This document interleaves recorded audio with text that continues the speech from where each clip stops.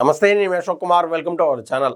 ఆంధ్రప్రదేశ్లో జరిగినటువంటి మద్యం స్కాము అంచెలంచెలుగా నెమ్మదిగా ఒక మాటలో చెప్పాలంటే తీగిలాగితే డొంక కదిలినట్టు ఒక్కొక్కరు జైలుకి పోవడం, క్రమేపీ కొంతమంది ఆ జైలు నుంచి బెయిల్ పైన బయటికి రావడం, ఈ వ్యవహారాలన్నీ మనం చూస్తూ వస్తున్నాము. ఈ గ్యాప్లో మొన్న జరిగినటువంటి ఒక పరిణామం ఏంటంటే, విజయసాయి రెడ్డి అనేటువంటి ఒక వ్యక్తి గతంలో ఎంపీగా పనిచేశారు. ఆయన దేశం లేకల్లా అంతో ఇంతో ఇన్ఫ్లుయెన్సర్ పర్సన్లో ఆయన ఒకడు. జగన్మోహన్ రెడ్డి గారికి తరతరాలుగా చార్టెడ్ అకౌంటెంట్గా పనిచేస్తూ వచ్చారు. ఆయనకి ఈడీ నోటీసులు ఇచ్చి వివరణ కోరుతుంది. అసలు మద్యం స్కామ్లో మీ ప్రమేయం ఏముంది, దీంట్లో ఎవరెవరు ఉన్నారు అనే యొక్క బేసిక్ లాజిక్తో ఆయనకి నోటీసులు ఇవ్వడం జరిగింది. తద్వారా ఆయన కూడా విచారణ హాజరవుతున్నారు. ఈ సందర్భంగా మూలిగా నక్క పైన తాటికాయ పడినట్టు రాజంపేట ఎంపీ ఎవరైతే ఉన్నారో మిథున్ రెడ్డి, ఆయనకి ఈడీ నోటీసులు ఇవ్వడం జరిగింది. ఆయన 23వ తారీఖు ఖచ్చితంగా విచారణ హాజరవ్వాలా, హాజరుగా కాకుంటే ఆ రోజే నేను అరెస్ట్ చేస్తామని చెప్పి ఆయనకైతే ఆ నోటీసులో క్లియర్ కట్గా ఈడీ వారు పేర్కొనడం జరిగింది. అసలు ఈ మద్యం స్కామ్లో మిథున్ రెడ్డి గారికి సంబంధం ఏముంది అనేది ఖచ్చితంగా క్వశ్చన్ మార్కు. అదేవిధంగా విజయసాయి రెడ్డి గారికి ఏం సంబంధం ఉంది, అసలు ఈడీ ఎన్ఫోర్స్మెంట్ డైరెక్టరేట్ వీళ్ళ వెంట ఎందుకు పడుతుంది అనేది కూడా ఖచ్చితంగా జనాల్లో జరుగుతున్నటువంటి ఒక ప్రశ్న. ఫస్ట్ జరిగింది ఏంటంటే, గతంలో మనం చూసాం జగన్మోహన్ రెడ్డి గారు 2019లో జరిగినటువంటి ఎలక్షన్కు మునుపు ప్రతి ఒక్క రాజకీయ సభలోనూ ప్రతి ఒక్క ఎలక్షన్ క్యాంపెయిన్లోనూ ఆయన చెప్పినటువంటి మాటలు ఏంటంటే, మేము ఖచ్చితంగా మద్యపాన నిషేధం చేసి ఆంధ్రప్రదేశ్లో తర్వాత ఎలక్షన్లో పోటీ చేస్తాము, తర్వాత ఎలక్షన్లో మాకు ఓటేయండమ్మా అని చెప్పి రోడ్లపైకి వచ్చి అడుగుతాము తప్ప అసలు మేము మా ముఖమే చూపిము మద్యపాన నిషేధం అనేది ఆంధ్రప్రదేశ్లో కాకుంటే అని చెప్పి జగన్మోహన్ రెడ్డి గారు ఆనాడు నొక్కి వక్కానిచ్చాడనమాట.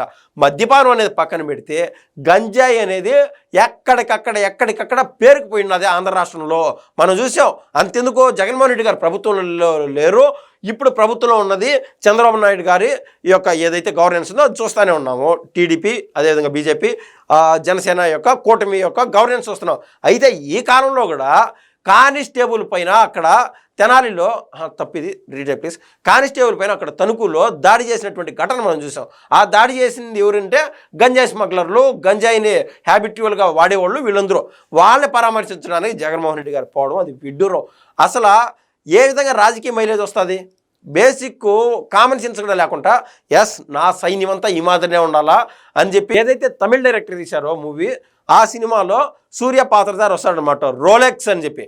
ఆ రకాన అంటే ఈయన సపరేట్ వ్యవస్థ ఏర్పాటు చేసుకుంటూ పోతున్నాడు. ఎవరైతే గంజాయి స్మగ్లర్లు వీళ్ళందరూ ఉన్నారో వాళ్ళొక బ్యాచ్గా తయారు చేసే. అయితే పూర్తిగా విషయానికి వస్తే మద్యానికి సంబంధించి ఆ రోజున ఆయన మాట ఇచ్చినాడు, సరేలేబా మన ఆంధ్ర రాష్ట్రం బాగుంటుంది, మద్యం రహిత రాష్ట్రంగా దేశం లేకల్లా మొట్టమొదటి రాష్ట్రంగా ఉంటే ఎంత బాగుంటుంది, మన జీవితాలంటే ఎట్టున్నా సరే కష్టమో నష్టమో ముందుకెళ్తానే ఉంటాము, కానీ భావితరాలు బాగుంటాయి, ఒకరినొకరు తిట్టుకోరు, ఒకరినొకరు కొట్టుకోరు, ఏదైనా సరే విన్ స్ట్రాటజీ కింద పాజిటివ్ మూడ్తో అందరూ అన్ని కులాల వాళ్ళు ఒక సమూహంగా ముందుకెళ్తారు, దేశం లేకల్లా తలమానికంగా ఆంధ్ర రాష్ట్రాన్ని ఒక స్థాయిలో నిలబెడతారని చెప్పి సగటు ఎవరైతే ఓటర్ ఉంటారో ఖచ్చితంగా అదే విధంగా ఆలోచన చేసి జగన్మోహన్ రెడ్డి గారు ఓటేయడం జరిగిందనమాట. అది ఏ పార్టీ వాళ్ళైనా సరే, కానీ న్యూట్రల్ వ్యక్తులు ఎవరైతే ఉంటారో ఆ రోజు జగన్మోహన్ రెడ్డి గారికి మొగ్గు చూపించడం జరిగింది.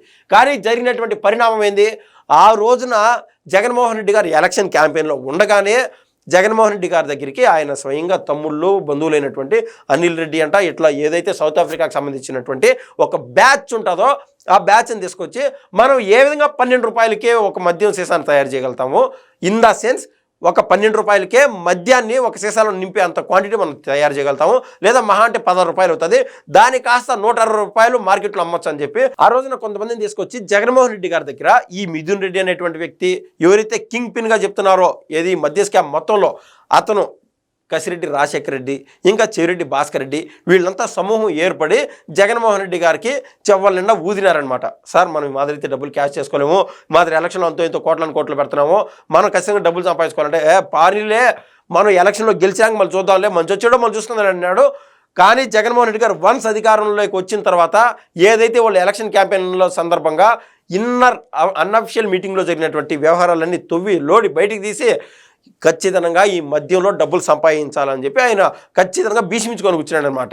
కానీ అప్పటికి జగన్మోహన్ రెడ్డి గారికి తెలియదు ఏది ఢిల్లీలో జరుగుతున్నటువంటి మద్యం స్కామ్ తెలంగాణలోని ఎవరైతే కేసీఆర్ గారు బిడ్డ ఉన్నారో వాళ్ళ హ్యాండు, ఇంకా చాలామంది ఈవెన్ అక్కడ ఢిల్లీలో ఉన్నటువంటి అప్పట్లో ముఖ్యమంత్రి అరవింద్ కేజ్రీవాల్ కావచ్చు, లేకుంటే ఉప ముఖ్యమంత్రి అయినటువంటి మనీష్ సిసోడియా, వీళ్ళందరూ ఈ మధ్య స్కామ్లో ఆల్రెడీ కుట్టిమిట్టాడుతున్నారు. వీళ్ళు ఖచ్చితంగా బయటపడతారు. తద్వారా నెక్స్ట్ ఎపిసోడ్ ఏపీకి వస్తుందని చెప్పి వాళ్ళకి తెలీదు. ఏముండాలి, 151 మంది ఎమ్మెల్యేలు గెలిచాము, జనాల్లో ఆల్రెడీ మనం ఒక క్రెడిబిలిటీ సంపాదించాము, జనాల్ని భయపెడుతున్నాము, నెక్స్ట్ 30 ఏళ్ళ మనదే రాజకీయం, మనమే ఖచ్చితంగా అధికారంలో ఉంటామని చెప్పి ఎక్కడికక్కడ స్థానిక ఎలక్షన్స్లో అన్ని చోట్ల భయపెట్టి వాళ్ళకు ఓట్లు గుద్దుకున్నటువంటి సంగతి మనం చూసాం. ఈ రకంగా వాళ్ళు రాజకీయం చూసుకుంటే ముందుకు పోయినారనమాట. కానీ దేవుడు అనేవాడు ఒకడు ఉంటాడు కదా, ఆయన రాసినటువంటి స్క్రిప్ట్లో భాగంగా వాళ్ళు ఓడిపోవడము, తర్వాత ఈ కూటమి ప్రభుత్వం అధికారంలోకి రావడం జరిగింది. ఈ సందర్భంగా ఫస్ట్ నేను చెప్పినటువంటి విజయసాయి రెడ్డి గారు విజిల్ బ్లోయర్. ఎవరైతే అక్కడ ఏమి జరిగిందో తూచా తప్పకుండా ఆజిటీస్ చెప్తాను, మీరు ఎన్నిసార్లు విచారణకు పిలిచా నేను వస్తాను అని చెప్పి ఆయన సింపుల్గా లీక్ ఇవ్వడం జరిగింది అనమాట. వైసీపీ పార్టీ నుంచి ఆయన బయటకు వచ్చేటువంటి సందర్భంలో, అదేవిధంగా కేంద్రంలో ఉన్నటువంటి ఒక ప్రధాన పార్టీ ఏదైతే ఉందో ఆ పార్టీకి దరిచేద్దాం అనుకుంటూ ఆయన ఆలోచన చేసేటువంటి ఆ సందర్భంగా ఆయన లీక్ చేసినటువంటి పేరు, ఈ యొక్క మద్య స్కామ్లో కర్త కర్మక్రియ మొత్తం కసిరెడ్డి రాజశేఖర రెడ్డి అని చెప్పి ముందు ఆయన పేరు చెప్పేశాడు. అసలు ఈ కసిరెడ్డి రాజశేఖర రెడ్డి ఎవర్రా అంటే, జగన్మోహన్ రెడ్డి గారు స్వయంగా ఏదైతే ఆయన ముఖ్య సలహాదారుడిగా పెట్టుకున్నాడో ఆయన పక్కన పెట్టుకున్నాడు. ఇంకా తొవ్వే కొద్దీ పెద్ద నిజాలు, పెద్ద బాంబులు బయటపడుతూ వచ్చాయి. ఎవరు స్వయంగా జగన్మోహన్ రెడ్డి గారు చుట్టూరు కోటర ఏదైతే ఉండదో, ధనుంజయ రెడ్డి కావచ్చు, కృష్ణమోహన్ రెడ్డి కావచ్చు, ఇట్లాంటి వాళ్ళ పేర్లు, వీళ్ళ యొక్క ప్రమేయం ఈ యొక్క మద్య స్కామ్లో బయటపడుతూ వచ్చింది. ఈ సందర్భంగా అసలు దేశమే స్టన్ అయిపోయే విధంగా మిథున్ రెడ్డి రాజంపేట ఎంపీ ఆయన అరెస్ట్ అవ్వడం జరిగింది. ఎందుకు అంటే నిప్పులేందే పొగ వస్తుందా, సింపుల్గా ఊరికే రాదు కదా పొగ. ఏంది ప్రైమరీ హ్యాండు, ఎవరైతే ఫస్ట్ జగన్మోహన్ రెడ్డి గారు ఉంటే తర్వాత మిథున్ రెడ్డి, తర్వాత అంటే మిథున్ రెడ్డి గారికి ఆయన ఎంపీ హోదాలో ఉన్నాడు కాబట్టి జగన్మోహన్ రెడ్డి గారికి ఇంకా అత్యంత సన్నిహితుడు కాబట్టి ఆయనకు పూర్తి స్థాయిలో డబ్బులు చేరవేసేటువంటి బాధ్యత ఖచ్చితంగా ఆనాడు చంద్రగిరి ఎమ్మెల్యేగా ఉన్నటువంటి చెవిరెడ్డి భాస్కర్ రెడ్డి తీసుకున్నారు. ఆయన కింద ఎవరు ఉన్నారంటే ఖచ్చితంగా కసిరెడ్డి రాజశేఖర రెడ్డి. ఈ యొక్క బ్యాచ్ మొత్తం ఒక లైనప్లో వీళ్ళంతా ఫామ్ అయ్యి జగన్మోహన్ రెడ్డి గారికి డబ్బులు అందించారు. ఆ యొక్క ఏదైతే మద్యం కేసు ఉన్నదో ఈ మద్యం కేసుకు సంబంధించి అఫీషియల్గా 3,500 కోట్లు స్కామ్ చేశారని చెప్తున్నారు. కానీ అన్అఫీషియల్గా ఏకంగా 60,000 కోట్ల పైచిలకు అవినీతి చేసినట్టు మనకైతే ఆధారాలు బయటపడుతూ ఉన్నాయి. ఈ కేసులో మిథున్ రెడ్డిని వదిలేయడమో లేకపోతే ఇంకొకరిని వదిలేయడమో ఖచ్చితంగా రాష్ట్రంలో సగటు ప్రజలు ఎవరైతే ఉన్నారో వాళ్ళను వ్యక్తిగతంగా కించపరుచుకునే విధంగా, అంటే డబ్బులు ఉన్న వాళ్ళకి ఒక రూలు, డబ్బులు లేని వాళ్ళకి ఒక రూలు అనే విధంగా ఉంటుంది అని చెప్పి ఖచ్చితంగా ఇప్పటికీ ఒక అభిప్రాయం ఏర్పడిపోయింది. కానీ చట్టం తన పని తాను చేసుకోబోతుందని చెప్పడానికి ముఖ్య ఉదాహరణ ఈ ఈడీ కేసు. ఈ ఈడీ వాళ్ళు ఖచ్చితంగా వీళ్ళకు నోటీసులు ఇచ్చి వాళ్ళని విచారణకు పిలుస్తున్నారు. ఈ సందర్భంగా ఆనాడు ఎవరైతే ఈ మిథున్ రెడ్డి ఉన్నారో ఆయన చేసినటువంటి పనులేంది, ఒక్కొక్క మద్యం కేసు పైన ఏకంగా 400 రూపాయలు డబ్బులు ఆర్జించారనమాట. అంటే ఈ గ్యాంగ్ మొత్తం ఆర్జించి ఒక్కొక్క రోజుకి 60 కోట్ల రూపాయలు పైచులకు డబ్బులు సంపాదించడం, తద్వారా 5 ఏళ్లలో డబ్బులు దండుకునేటువంటి వ్యవహారాలు మనం చూసాము.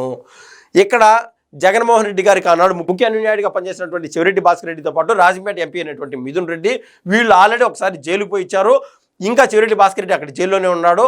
ఇంకా ఇది కేవలం ట్రైలరు, ప్రోమో మాత్రమే, ఇంకొన్నది అసలు సినిమా అని చెప్పి ఈయనకు ఏదైతే ఈడీ నోటీసులు ఇచ్చిందో ఆ నోటీసుల ఆధారంగా ఈయన చేసినటువంటి అన్ని వాలకాలన్నీ బయటపడేటువంటి సందర్భం ఖచ్చితంగా ఉండదు. ఎందుకంటే వీళ్ళ తాత పేరు మీద ఉన్నటువంటి కంపెనీ పెద్దిరెడ్డి లక్ష్మారెడ్డి అనేటువంటి కంపెనీ పేరు మీద అన్అఫీషియల్గా ఎక్కడి నుంచో వచ్చి 79 లక్షలు ఒకసారి, 80 లక్షలు ఒకసారి, ఈ యొక్క మేర డబ్బులు పడినటువంటి దాఖలాలు మనం చూసాము. సో వాటికి సమాధానం చెప్పడానికి వీళ్ళు సిద్ధంగా లేరు. అలా వాళ్ళు సమాధానం చెప్పలేనప్పుడు మౌనం అర్ధాంగీకారమే కాబట్టి ఈయన తప్పు చేసినట్టుగా మనం అయితే ఖచ్చితంగా భావించవచ్చు. చూద్దాం ఈడీ ఏ విధంగా ఈ కేసు ముందుకు తీసుకెళ్తాదో ఖచ్చితంగా ఆలోచన చేయాల్సినటువంటి పరిస్థితి. ధన్యవాదాలు.